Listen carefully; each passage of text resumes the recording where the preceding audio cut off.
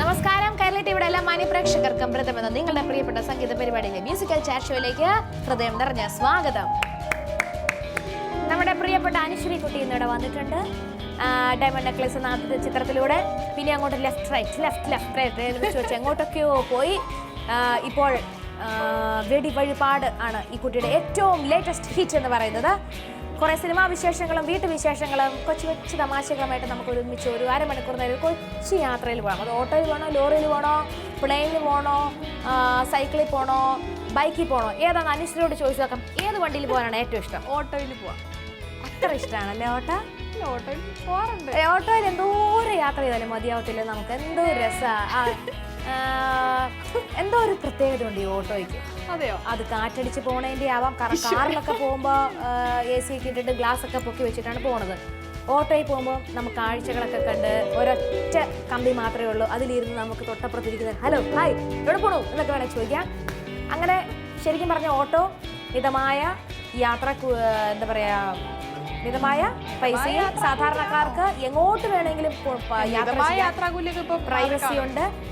പക്ഷെ ഏറ്റവും നല്ലൊരു വാഹനമാണ് ഓട്ടോ. ഏറ്റവും ഒടുവിൽ ഈ ഓട്ടോയിൽ യാത്ര ചെയ്ത് എങ്ങോട്ടാണ്? അത് വീടിനടുത്തൊക്കെ ഇപ്പൊ അങ്ങോട്ടോ ഇങ്ങോട്ടൊക്കെ പോകുമ്പോഴാണെങ്കിൽ ഓട്ടോയിൽ പോകുമല്ലോ. സ്ഥിരമായിട്ട് പോകുന്നുണ്ട്.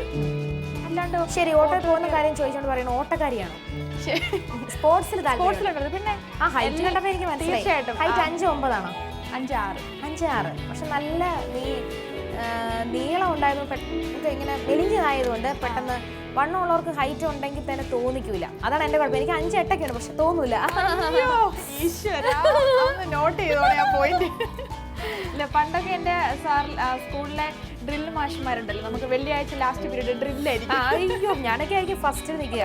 എല്ലാ കളിക്കാരൊക്കെ കാണുമ്പോൾ പറയാറുണ്ട് നീ സ്പോർട്സിലൊക്കെ എവിടെങ്കിലും എത്തിച്ചേരുമെന്ന് വിചാരിച്ചിട്ടുണ്ട്. ഒട്ടും പ്രതീക്ഷിക്കാത്ത മേഖലയിലേക്കാണല്ലോ. സ്പോർട്സിൽ ഏത് ഐറ്റത്തിലായിരുന്നു കൂടുതൽ ഇൻട്രസ്റ്റ്? അഞ്ചമായിരുന്നു. ഞാൻ ഹോക്കിയായിരുന്നു. ഓഹോ, ഞാൻ പെട്ടെന്ന് ചതിക്കപ്പെടുന്ന ഹോക്കിയാണ് കേട്ടോ. വഞ്ചക കഴുകന്മാര് വാങ്ങിട്ട് പറക്കാൻ ചാൻസ് ഉണ്ട്. ബാസ്കറ്റ് ബോൾ എന്നൊക്കെ വിചാരിച്ചിട്ടുണ്ടെങ്കിൽ കുഴപ്പമില്ല, കുറച്ചും കൂടെ ഹൈറ്റ് വേണം. ഞാൻ ഒന്ന് ചിന്തിച്ചേനെ. ഹോക്കിക്കല്ലേ പാലാ സെന്റ് മേരീസ് ഗേൾസ് ഹൈസ്കൂളിൽ ഹോക്കി. ഈശ്വര, നാവില്ലായിരുന്നെങ്കിൽ എങ്ങനെ ജീവിക്കും? നാവില്ലായിരുന്നെങ്കിൽ ഒരു പാട്ടുണ്ടല്ലോ, എനിക്കും ഒരു ശരിയാണ്. നാവില്ല എന്നുണ്ടെങ്കിൽ എനിക്ക് പാട്ട് കഴിഞ്ഞിട്ടേ എന്തോ ഉള്ളൂ. പാട്ട് പാടാൻ പറ്റത്തില്ല നാവില്ലെങ്കിൽ, പിന്നെ വർത്തമാനം പറയാൻ പറ്റത്തില്ല. ജീവിച്ചിട്ട് തന്നെ കാര്യമില്ല. ഇതുകൊണ്ടാണ് തീർച്ചയായിട്ടും കഞ്ഞി കുടിച്ചു പോകുന്നത്. അതിന് ഒരു സംശയമില്ല. പിന്നെ എന്താ പറഞ്ഞു തന്നത്? ഞാൻ 8 മുതൽ 8, 9 സ്റ്റാൻഡേർഡൊക്കെ ട്രിവാൻഡ്രത്ത് GV രാജ സ്പോർട്സ്. എല്ലാവരും 8, 9 പഠിച്ചിട്ടുണ്ടെന്ന് പറഞ്ഞു കൊടുക്കുക. 8, 9 ഞാൻ പഠിച്ചത് ട്രിവാൻഡ്രത്ത് GV രാജ സ്പോർട്സ് സ്കൂളുണ്ട്. സ്പോർട്സ് സ്കൂളിലാണ് പഠിച്ചത്. ഹോസ്റ്റലിലായിരുന്നു. കരച്ചിൽ ഹോസ്റ്റലിൽ പഠിക്കുന്ന പിള്ളേർക്ക് ഭയങ്കര ജാടയായിരിക്കുമല്ലോ. ജാടയില്ല എന്നെ കൊണ്ട്. അങ്ങനെയല്ല, ഈ ഹോസ്റ്റലിലാണ് ഞാൻ വരുന്നത് എന്നൊക്കെ പറയുമ്പോൾ നമ്മുടെ ഫ്രണ്ട്സ് ഇല്ല. അവസാനം എനിക്ക് അമ്മയെ പെരിഞ്ഞ് നിൽക്കുന്നത് ഭയങ്കര സങ്കടമായിരുന്നു. എന്നും ഭയങ്കര കരച്ചിലായിരുന്നു. അങ്ങനെ 9ാം ക്ലാസ് പകുതിയായപ്പോൾ TC മേടിച്ചുകൊണ്ട് പോരുന്നു.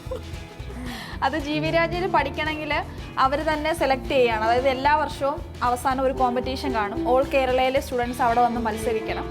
അതിൽ വിൻ ചെയ്യുന്ന 30 പേരെ മാത്രമേ അവർ സെലക്ട് ചെയ്യുള്ളൂ. അങ്ങനെ ഒരു വർഷം സെലക്ട് ആയാണ് ഞാൻ അവിടെ പഠിച്ചത്. എല്ലാവരും കുറേ വഴക്ക് പറഞ്ഞു, കാരണം അങ്ങനെ ഒരു ഓപ്പർച്യൂണിറ്റി കിട്ടിയിട്ട് ഞാൻ TC വാങ്ങിച്ചിട്ട് പോയതിന്. പക്ഷെ അന്ന് അമ്മേനെ പിരിഞ്ഞു നിൽക്കാൻ ഭയങ്കര സങ്കടമായിരുന്നു. നന്നായി. അത് സ്പോർട്സിൽ വലിയൊരു താരമാവുന്നതിനേക്കാൾ തീർച്ചയായിട്ടും. അല്ല, അനുശ്വരുടെ മനസ്സിൽ തേടി വള്ളി കാലിച്ചുറ്റി പോലെ അല്ലേ ഇത് തോന്നുന്നു? തേടി വള്ളി തന്നെ. വള്ളിയൊന്നും പോയിട്ടില്ല, തേടി പോയിട്ടില്ല. അത് കഴിഞ്ഞിട്ട് 10th ഒക്കെ കഴിഞ്ഞപ്പോഴത്തേന് എൻ്റെ ഇൻട്രസ്റ്റ് NCCയിലായിരുന്നു. അവസാനം NCCയിൽ ഏറ്റവും മെയിൻ എന്ന് പറയുന്നത് നമ്മൾ റിപ്പബ്ലിക് ഡേക്ക് ഡൽഹിയിൽ പോയി പരേഡ് ചെയ്യാന്നുള്ളതാണ്. സോ അതിൽ പോയി. അപ്പോഴത്തേന് ഏറ്റവും വലിയ ആഗ്രഹം ആർമി ഓഫീസർ ആവുക എന്നുള്ളതാണ്. പിന്നീട് +2 കഴിഞ്ഞപ്പോഴത്തേന് ആ പ്ലാനൊക്കെ മാറ്റി എയർ ഹോസ്റ്റസ് ആവണമെന്ന് ആഗ്രഹം തോന്നി. പിന്നെ പോയി അത് പഠിച്ചു, കോഴ്സ് കംപ്ലീറ്റ് ചെയ്തു. രക്ഷപ്പെട്ടില്ല. അല്ല, കോഴ്സ് കംപ്ലീറ്റ് ചെയ്തപ്പോഴത്തേനാണ് കാരണം പോകുന്നു. ഇല്ല, അപ്പോഴത്തേനൊന്നും പ്രശ്നം ഉണ്ടായിരുന്നില്ല. അപ്പോൾ ഏകദേശം കോഴ്സ് കഴിഞ്ഞപ്പോഴത്തേനാണ് റിയാലിറ്റി ഷോയിലേക്ക് ഞാൻ വന്നതും. അതായത് സ്പോർട്സ് താരമാകാൻ ആഗ്രഹിച്ചു, എയർ ഹോസ്റ്റസ് ആവാൻ ആഗ്രഹിച്ചു, പിന്നെ ജസ്റ്റ് റിയാലിറ്റി ഷോയിൽ പോയാൽ മതി എന്ന് പറഞ്ഞ് വിചാരിച്ച കുട്ടി നേരെ സിനിമയിലോട്ട് വന്നു. അതാണ് ഓരോ നിയോഗം. എൻ്റെ കസിൻ ഉണ്ട്, ചിഞ്ചു എന്നാണ് പേര്. അവള് CRPFൽ വർക്ക് ചെയ്യാണ്. ഒരു 3-4 വർഷമായി. അപ്പോൾ NCC കഴിഞ്ഞപ്പോൾ ഞങ്ങൾ രണ്ടും കൂടിയാണ് CRPFന്റെ ജോലിക്ക് വേണ്ടിയിട്ട് എൻട്രി അയച്ചത്. നമ്മൾ ഒരേ ദിവസം കൊണ്ട് ശരി, എയർ ഹോസ്റ്റസ് ആവുമായിരുന്നെങ്കിൽ ഏത് ഫ്ലൈറ്റിൽ സർവീസ് ചെയ്യാനായിരുന്നു കൂടുതൽ ആഗ്രഹം? Air India, Emirates. അതാണ് മനസ്സിൽ ഒരു ആഗ്രഹം. പലപ്പോഴും സ്വപ്നം കണ്ടിട്ടില്ല രാത്രി കിടന്നുറങ്ങുമ്പോൾ അന്ന് ഇല്ല പഠിക്കുന്ന നോൺ വെജ് ഓർ വെജ് എന്നൊക്കെ പറഞ്ഞ് ചെല്ലുന്ന കേട്ടിട്ടുണ്ടോ? ഇല്ല, അങ്ങനെ ആ പഠിക്കുന്ന സമയത്തൊക്കെ കണ്ടിട്ടുണ്ട്. പിന്നെ ഇപ്പോ അങ്ങനെ ചിന്തിക്കാറില്ല. ശരി, അനുശ്വരി എപ്പോൾ പാട്ട് പാടിയാലും ഞാൻ പാടില്ല, എൻ്റെ കൂടെ പാടുന്നത്. അനുശ്വരി ഒറ്റയ്ക്ക് ഒരു പാട്ട് കേൾക്കണമെന്ന് എനിക്കൊരു ആഗ്രഹം. ആഹാ, നന്നായി ഭയങ്കര ഇഷ്ടമുള്ള പാട്ടാണ് ഇത്. കളിമണ്ണിന്റെ ആ റിലീസിന്റെ സമയത്തൊക്കെ ടി വിയിൽ ആദ്യമേ പ്രൊമോഷൻ വന്നു തുടങ്ങിയപ്പോഴേ ഭയങ്കര ഇഷ്ടം തോന്നിയ ഒരു പാട്ട്. എല്ലാവർക്കും ഭയങ്കര ഇഷ്ടപ്പെട്ട, എത്രയോ യൂട്യൂബിലൊക്കെ എത്രയോ കോടാനുകോടികൾ ആൾക്കാർ കണ്ട് ഇഷ്ടപ്പെട്ട, എല്ലാവർക്കും ഇഷ്ടപ്പെടുന്ന ഒരു ടൈപ്പ് ഓഫ് നല്ല സോങ് ആണ്. കണ്ടോണ്ടിരിക്കാനായിട്ടും കേട്ടോണ്ടിരിക്കാനായിട്ടും. എനിക്ക് ഈ അടുത്ത കാലത്ത് കണ്ടതിൽ ഏറ്റവും ഇഷ്ടപ്പെട്ട ഒരു സിനിമ ഏതാ? നല്ല മനസ്സ് നിറഞ്ഞ് സന്തോഷം തോന്നി എന്ന് തോന്നി, തിയേറ്ററിൽ നിന്ന് ഭയങ്കര കൊടുത്ത കാശ് മുതലായി എന്നൊക്കെ തോന്നിപ്പോയി ഇറങ്ങിയ സിനിമ? നല്ല സിനിമ കണ്ടതെന്ന് തോന്നിയതാ ഇഷ്ടപ്പെട്ടത്? എനിക്ക് മങ്കീപ്പൻ ഒരുപാട് ഇഷ്ടപ്പെട്ടു. കാരണം എന്താണ്, അതിന് മുമ്പ് 2-3 സിനിമ ഞാൻ ഒരുപാട് പ്രതീക്ഷയോടെ കണ്ടിട്ടും വലിയ ഇഷ്ടപ്പെട്ടില്ല. പക്ഷേ മങ്കീപ്പൻ എനിക്ക് ഭയങ്കര ഇഷ്ടപ്പെട്ടു. സനുഷയുടെ ബ്രദർ ചെയ്തിട്ടുണ്ട് നല്ലതായിട്ട്. കാരണം ആ കുട്ടികൾ, കുറേ കുട്ടിപ്പട്ടാളങ്ങളുണ്ട് അതിനകത്ത്, എല്ലാവരും നല്ലതുപോലെ തന്നെ ചെയ്തിട്ട് എനിക്ക് ഒത്തിരി ഇഷ്ടപ്പെട്ടു. അനുശ്വരിയുടെ പുള്ളിപ്പുലിയും ആട്ടിൻകുട്ടി എന്ന ചിത്രത്തിന്റെ വിശേഷത്തോട് നമ്മൾ പോയില്ല. അത് കംപ്ലീറ്റ് ആലപ്പുഴയിലായിരുന്നു അതിന്റെ ഷൂട്ടിങ്. അതിന്റെ എന്തെങ്കിലും രസങ്ങൾ പറയാനുണ്ടോ ആ സിനിമ? ഞാൻ ഇതുവരെ ചെയ്തിട്ടുള്ളതിൽ ഏറ്റവും എൻജോയ് ചെയ്ത് വർക്ക് ചെയ്തിട്ടുള്ളതാണ്. കാരണം ആരവിടെ ഇത്ര ചിരിപ്പിക്കാനുണ്ടായിരുന്നു? സുരാജാണ്. അയ്യോ പിന്നെ, കാരണം നമുക്ക് ഫുൾ ടീമിന് ഇരിക്കാനായിട്ടൊരു ഹൗസ് ബോട്ടേ ഉള്ളൂ. അതിന് എത്ര വലിയ ആർട്ടിസ്റ്റുകളാണെങ്കിലും എല്ലാവരും അതിൽ ഇരുന്നേ പറ്റും. ഫുഡൊക്കെ നല്ല, നിങ്ങൾക്ക് മറ്റേ ആലപ്പുഴ ഒരുപാട് കരിമീൻ, ചെമ്മീൻ, ഞണ്ട്, ഇടയ്ക്കിടയ്ക്ക് ഉണ്ടായിരുന്നു. പിന്നെ സുരാജേട്ടനും ഓരോരുത്തരും ഓരോ ദിവസങ്ങളിൽ അവിടെ നിന്ന് കുറെ ആൾക്കാർ പിടിക്കും. ഇത് നമ്മൾ പൈസ കൊടുത്ത് വാങ്ങിച്ചിട്ട് നമ്മൾ അല്ലല്ല, ഷൂട്ടിന് വരുമ്പോൾ രാവിലെ മുതൽ ഷൂട്ട് പാക്കപ്പ് ആവുന്നിടം വരെ എല്ലാവരും ആ ഹൗസ് ബോട്ടിൽ തന്നെ ഇരിക്കാൻ പറ്റുള്ളൂ. അല്ലാണ്ട് നമ്മൾ വേറെ ഇരിക്കാൻ പറ്റില്ല, മാറിപ്പോയിരുന്ന വിവരം അറിയാം. കാരണം ഒരു ഹൗസ് ബോട്ട് മാത്രമേ നമുക്ക് ഇരിക്കാനുള്ളൂ. അല്ലാണ്ട് അവിടെ ഇരിക്കാനുള്ള സെറ്റപ്പുകളോ കാര്യങ്ങളോ ഒന്നുമില്ല. വേറെ ലൊക്കേഷനിലൊക്കെ ആണെങ്കിൽ നമ്മൾ ഹൗസ് ബോട്ട് ചോദിക്കാറില്ലേ? പക്ഷേ നമ്മൾ പിന്നെ അഡ്ജസ്റ്റ് ചെയ്യുന്ന ആൾക്കാരെ ഞങ്ങൾ ഓരോരുത്തർ ഇരുന്നോളാന്ന് പറഞ്ഞു. അതുകൊണ്ട് തന്നെ മിക്കപ്പോഴും എല്ലാ ആർട്ടിസ്റ്റുകളും, അതിലെ മെയിൻ ആർട്ടിസ്റ്റുകളും എല്ലാവരും കാണും. കാരണം ചാക്കോച്ചന്റെ വീട്ടിൽ ചാക്കോച്ചൻ, അയ്യോ ചാക്കോച്ചനെ പറ്റി ചോദിച്ചില്ലല്ലോ. ചാക്കോച്ചൻ എങ്ങനെയാണ്? ആള് ഇഷ്ടമായോ അനുശ്രീക്ക്? തീർച്ചയായിട്ടും. എനിക്ക് തോന്നുന്നു ചാക്കോച്ചൻ ഫസ്റ്റ് ഡേ വന്നിട്ട് എൻ്റെ അടുത്ത് പറഞ്ഞത് പ്രിയയ്ക്ക് അനുശ്രീനെ ഭയങ്കര ഇഷ്ടമാണ്. എല്ലാവരോടും ചാക്കോച്ചൻ പറയാം. അതിലാണ് ചാക്കോച്ചൻ. എനിക്ക് അറിയില്ല കേട്ടോ. പ്രിയ ചേച്ചിക്ക് ഡയമണ്ട് നെക്ലേസ് കണ്ടിട്ട് എന്നെ ഭയങ്കര ഇഷ്ടമാണെന്ന് പറയാറുണ്ട്. ഏറ്റവും കൂടുതൽ എൻജോയ് ചെയ്തത്, കാരണം അതിലെ ക്യാരക്ടർ വെച്ച് നോക്കുവാണെങ്കിൽ ചാക്കോച്ചൻ, KP ലളിത ചേച്ചി, ഷിജു ചേട്ടൻ, ജോജോ, ഇർഷാദ് ഖാൻ, ഇതൊരു ഫാമിലിയാണ്. പിന്നെ അവരുടെ മരുമക്കൾ, KP ലളിത മരുമക്കളായിട്ട് തെസ്നി ഖാൻ, അഞ്ജന, പിന്നെ ഞാനാണ് വരുന്നത്. പിന്നെ നമിത. ഇത്രയും പേരാണ്. സുരാജേട്ടൻ, ശിവജി ഗുരുവായൂർ, പൊന്നമ്മ ബാബു, ഇത്രയും പേരാണ് അതിലെ മെയിൻ ആൾക്കാർ. ഒരു സീനിൽ മിക്കവാറും എല്ലാവരും തന്നെ ഉണ്ടാവും. സോ മിക്ക ദിവസങ്ങളിലും എല്ലാ ആർട്ടിസ്റ്റുകളുടെ ലൊക്കേഷനിൽ കാണും. എല്ലാവരും ഒരു റൂമിനകത്തായിരിക്കും ഇരിക്കുന്നത്. സുരാജേട്ടൻ്റെ കോമഡി ഒരു നിമിഷം പോലും ചിരിക്കാണ്ടിരുന്നിട്ടില്ല. ഈശ്വര, ഇത്രയും തമാശകളുള്ള ഒരു മനുഷ്യനെ ഞാൻ ഇതുവരെ കണ്ടിട്ടില്ല. അതിൽ തന്നെ പുള്ളിപ്പുലികളിലെ തന്നെ ലാൽ സാർ ഇപ്പോൾ ഒരു സീൻ പറഞ്ഞു കൊടുത്തിട്ട് ടേക്ക് എടുക്കുമ്പോഴത്തേനും സുരാജേട്ടൻ്റെ കയ്യിൽ നിന്ന് കുറേ കോമഡികൾ ഇട്ടിട്ടുണ്ടാവും. അത് കണ്ടിട്ട് ലാൽ സാർ തന്നെ ചിരിച്ചുകൊണ്ടിരിക്കും. അങ്ങനെ കുറേ സംഭവങ്ങളുണ്ട്. പക്ഷേ അത് ഏറ്റവും കൂടുതൽ എൻജോയ് ചെയ്തൊരു സിനിമയാണ്. ഇപ്പം ഈ വെടിവഴിപാടാണ് ഇപ്പോൾ ഏറ്റവും കൂടുതൽ അനുശ്വരിക്ക് ഏറ്റവും കൂടുതൽ പ്രൊമോഷൻ വേണ്ട ഒരു സിനിമ. കാരണം ഏറ്റവും ഇപ്പം തിയേറ്ററുകളിൽ ഓടിക്കൊണ്ടിരിക്കുന്ന സിനിമയാണത്. എന്ത് തോന്നുന്നു അതിലെ കഥാപാത്രം അഭിനയിച്ചതിന് ശേഷം കണ്ടിട്ട് ആൾക്കാർ പറയുന്നതിനെ പറ്റി? കണ്ടിട്ട് ആൾക്കാർ പുതിയ പുതിയ ഓഫറുകൾ ഇത് കണ്ടിട്ട് വിളി തുടങ്ങിയോ? ഇല്ല, കണ്ടിട്ട് ആൾക്കാർ ആദ്യം പറയുന്നത് അരുണേട്ട ഐ മിസ് യു എന്ന് പറഞ്ഞ് നടന്ന കുട്ടിക്ക് ഇങ്ങനെ ചെയ്യാൻ പറ്റുമോ എന്നാണ് എനിക്ക് എൻ്റെ അടുത്ത് 2-3 പേര് ചോദിച്ചത്. ഏറ്റവും വലിയ ഇതല്ലേ, അതാണ് എനിക്ക് ഏറ്റവും കൂടുതൽ സന്തോഷം ഉണ്ടായത്. കാരണം എനിക്കിതും ചെയ്യാൻ പറ്റും, അല്ലെങ്കിൽ എനിക്ക് ഇങ്ങനത്തെ കുറച്ച് ക്യാരക്ടേഴ്സും ചെയ്യണമെന്ന് ആഗ്രഹമുണ്ടെന്ന് എനിക്കിപ്പോഴാണ് കാണിക്കാൻ പറ്റുന്നത്. കാരണം അതിന് മുമ്പൊക്കെ ചെയ്തിട്ടുള്ളതിലും ഞാൻ നാടൻ ഗെറ്റപ്പാണ്. സോ അങ്ങനെ വിളിച്ച് കുറച്ച് പേര് പറഞ്ഞു, അയ്യോ ഡയമണ്ട് നെക്ലേസ് ചെയ്ത കുട്ടിക്ക് ഇങ്ങനൊന്നും ചെയ്യാൻ പറ്റുമെന്ന് വിചാരിച്ചിട്ടില്ല, നല്ലൊരു ഇതാണ് നീ ക്യാരക്ടറാണ് ചെയ്തതെന്ന് പറഞ്ഞിട്ട് എല്ലാവരും പറഞ്ഞിരുന്നു. അത് ഒരുപാട് സന്തോഷം. സ്വന്തമായിട്ട് ഏറ്റവും കൂടുതൽ നിർവൃതി തോന്നിയ, അഭിമാനം തോന്നിയ ഒരു ഫംഗ്ഷൻ ആയിക്കോട്ടെ, ചിലവരുടെ വാക്കുകളായിക്കോട്ടെ, ഭയങ്കര എന്നിൽ ഞാൻ ഭയങ്കര ഹാപ്പിയാണ്, ഞാൻ അടിപൊളിയാണെന്ന് തോന്നിപ്പോയൊരു സംഭവം പറയുമോ? അതിപ്പോൾ അത് നമ്മുടെ ജീവിതത്തിൽ ആദ്യമായിട്ട് സിനിമയിലൊക്കെ വന്നിട്ട് ആദ്യം ഉണ്ടാകുന്ന ഫംഗ്ഷൻ തന്നെയായിരിക്കും ഏറ്റവും കൂടുതൽ. കാരണം നമ്മൾ ഒട്ടും പ്രതീക്ഷിക്കാതെ ഒരു സിനിമയിലെത്തി, അത് കഴിഞ്ഞിട്ടുള്ള ഫസ്റ്റ് ഫംഗ്ഷൻ നമ്മൾ ആദ്യമായിട്ടായിരിക്കും കാണുന്നത്. അത് ഡയമണ്ട് നെക്ലേസിന്റെ 100 days. സ്വന്തം സ്കൂളിലൊക്കെ ആദരിക്കാനൊക്കെ വിളിച്ചോ? വിളിച്ചിട്ടുണ്ട്. ചെന്നോ അതോ വലിയ പൈസ പറഞ്ഞാൽ വേണ്ടെന്ന് പറഞ്ഞോ? അയ്യോ ഇല്ല ഇല്ല ഇല്ല.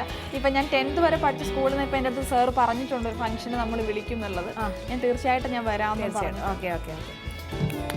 ഇഷ്ടമലർ കൂട്ടിൽ എനിക്ക് ഇഷ്ടമുള്ള ഒരാള്, എവിടെയെങ്കിലും ഒരു ഇഷ്ടമുള്ള ഒരാള്, അതൊരു ഒരു ആ ഒരു വികാരം ഒരു സുഖം തന്നെ ഉള്ളതല്ലേ. ഒന്ന് പ്രണയിക്കുക, പുള്ളിയിൽ നിന്ന് കിട്ടുന്ന ഒരു പ്രചോദന വാക്കുകള്, അല്ലെങ്കിൽ നീ പോയി ചെയ്യ് എന്നൊക്കെ പറയണ ഒരു ഇൻസ്പിറേഷൻ, അതൊരു സുഖമുള്ള കാര്യം. ആരാ എന്താന്ന് തോന്നുന്നുണ്ട് പറയണ്ട.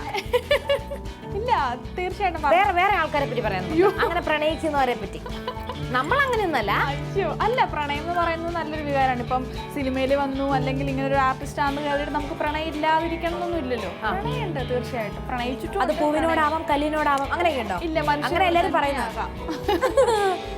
സാക്ഷാൽ മനുഷ്യനോട് തന്നെയാണ്. അതെ തീർച്ചയായിട്ടും.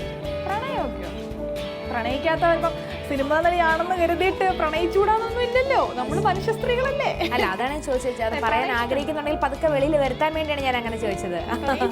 പാസ്റ്റ് ടെൻസ് ആണ്. ശരി, പുതിയ സിനിമാ വിശേഷങ്ങൾ, പുതിയ ഏതൊരു പടം ചെയ്തോണ്ടിരിക്കല്ലേ ഇപ്പൊ? അതെ, ഇപ്പൊ ഞാന് സെക്കൻഡ്സ് എന്ന് പറഞ്ഞൊരു മൂവി കംപ്ലീറ്റ് ചെയ്തു. ജയസൂര്യന്റെ വൈഫായിട്ടാണ് ചെയ്തിട്ടുള്ളത്. അതാരെ ഡയറക്ടർ? അത് അനീഷ് ഉപാസനയാണ്.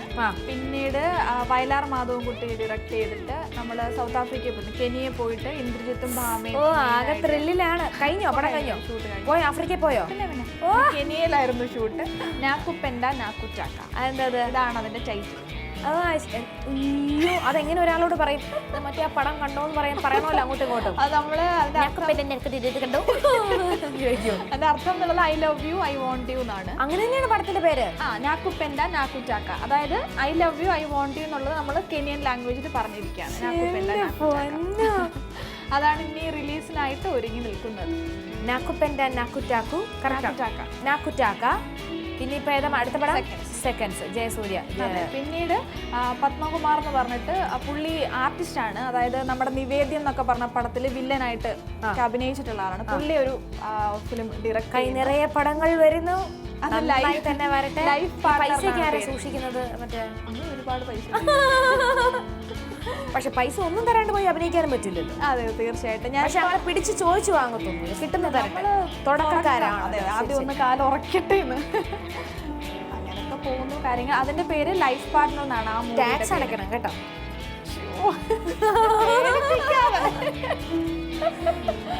ചേച്ചിയൊക്കെ ടാക്സ് അടച്ച ഞാൻ കറക്റ്റ് ആയിട്ട് അടയ്ക്കുന്നുണ്ട്. പിന്നെ ഞാൻ ഏതോ ഒരു ഇപ്പോഴല്ല, ഞാൻ കുറച്ച് നാൾ മുമ്പ് ചേച്ചിന്റെ പഴയ, അത് ചേച്ചി ഇത്ര ഫേമസ് ആവുന്നതിന് മുമ്പുള്ള ഒരു സ്റ്റേജ് ഷോ കണ്ടു. അന്ന് പഴയ കേളി ഹെയർ, ഒരു ഓറഞ്ച് ലാച്ച്. അത് വേറെ ആരോ മെയിൻ ഒരു സിംഗർ ഫ്രണ്ട് നിന്ന് പാടുമ്പോ 2-3 പേര് പുറകിൽ നിന്ന് 2-3 പെൺകുട്ടികൾ പാടുന്നുണ്ട്. അതിലൊരു ഓറഞ്ച് ലാച്ചിയൊക്കെ ഇട്ടിട്ട് ചേച്ചി, വലിയ സ്റ്റേജ് ഷോ എന്തോ ആണ്, ഏഷ്യാനെറ്റിന്റെ എന്തോ ആണെന്ന് തോന്നുന്നു. പഴയ കേളി ഹെയർ ആണ് ചേച്ചിന്റെ. എങ്ങനെയാണ് ഇങ്ങനെ മാറിയത്? ഇപ്പോഴും കേളി ഹെയർ ആളെ കൊണ്ട് ചുരുണ്ടിരിക്കുന്നത്. എന്നാലും അന്നത്തെ നിന്നൊക്കെ ഒരുപാട് അല്ല ഇത്ര മാറി. ഇതിപ്പോ ഞാൻ ചുരുട്ടിയതാട്ടോ. അതാണ് അക്കരെ നിൽക്കുമ്പോൾ ഇക്കരെ പച്ച എന്ന് പറയുമ്പോൾ സ്ട്രൈറ്റൻ ചെയ്ത് വരുമ്പോഴത്തേക്കും ചുരുട്ടാൻ തോന്നും. ചുരുട്ടി സ്ട്രൈറ്റൻ ചെയ്യാൻ പറ്റും. അത് പതുക്കെ പതുക്കെ മാറും. അനുശ്രീക്കും ചില മാറ്റങ്ങൾ. പണ്ടത്തെ അനുശ്രീയുടെ ഒരു 10 വർഷം മുമ്പ് എടുത്ത് നോക്കുമ്പോൾ, ഫോട്ടോ എടുത്ത് നോക്കുമ്പോൾ ചില മാറ്റങ്ങളൊക്കെ വന്നിട്ടുണ്ടോ? തീർച്ചയായിട്ടും. പിന്നെ അത്തരത്തിലുള്ള ചെറിയ മാറ്റം എനിക്ക് സംഭവിച്ചു. അതൊരു തെറ്റായി പോയോ? ഇല്ല.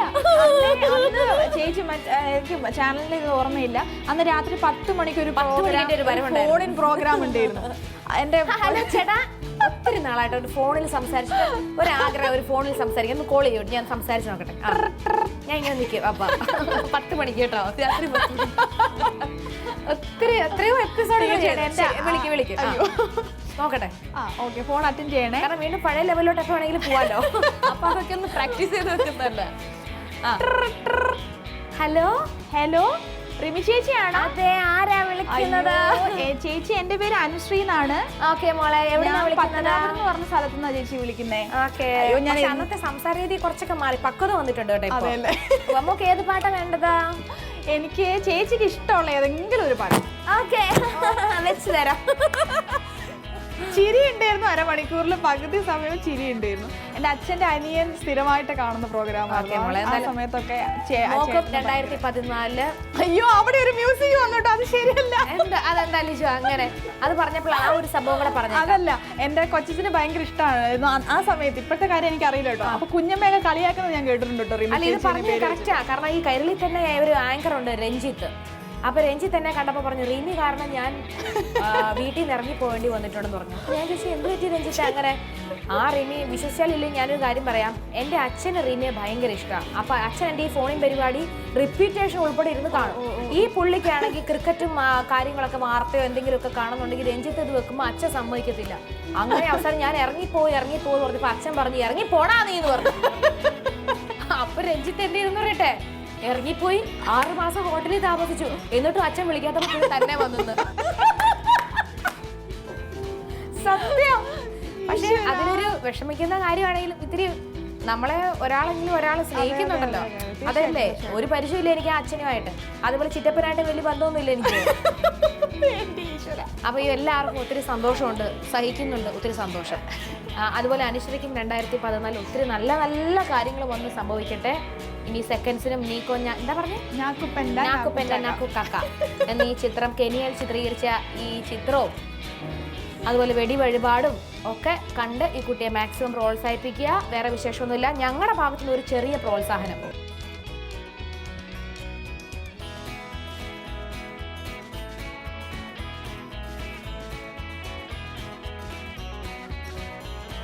കൈരളിയുടെ ഫുൾ ടീമിന്റെ വക thank you so much Anu. നമ്മുടെ കൈരളിയുടെ പ്രൊഡ്യൂസറുടെ പേരും ഒരു അനു എന്ന് തന്നെയാണ്. ഈ അനുമാരൊക്കെ തന്നെയും അനുവിന്റെ പേര് ഒരിടത്തും ഞാൻ പറഞ്ഞിട്ടില്ല, പക്ഷെ എനിക്ക് ഇന്ന് പറയണം, കാരണം ഇന്ന് എന്തൊക്കെയോ സംഭവിക്കും. അപ്പോ Anu thank you so much, എന്റെ team thank you so much.